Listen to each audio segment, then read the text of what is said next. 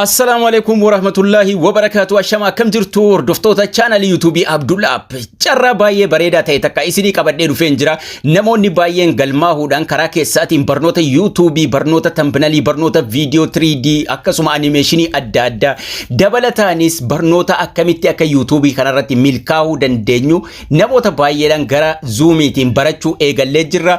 Obboleeyyan gariinis namoonni qooda kanarraa fudhachuu barbaadan karaa WhatsAppiitiin dhuftanii galmaahu barnoota eegalame kana akka nu wajjin itti fuuftan isin affeera. Namoonni gara dhuunfaatiin barachuu barbaadan milkaa'ina YouTube irratti akkamitti viidiyoo dalayna, viidiyoo akkamii yoo hojjenne irratti milkaa'uu dandeenya. Gaaffii hedduu namoota baay'eetu qabdu.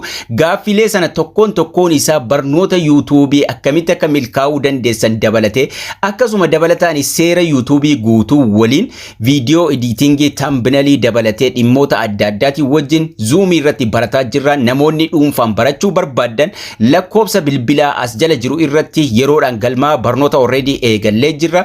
Namoonni barachuu fedha qabdan yeroodhaan kottaa galmaa nu waliin baradhaan isin jala carraa kanatti fayyadamuudhaan dhimma YouTubeetiin kan wal qabate bal'inaan Zoom irratti barachaa jirra. Kanaafuu garee WhatsApp ni jira. Garee sanarratti dhuftanii galmooftu. Yeroo galmooftan gara garee sanaa dabalamtu.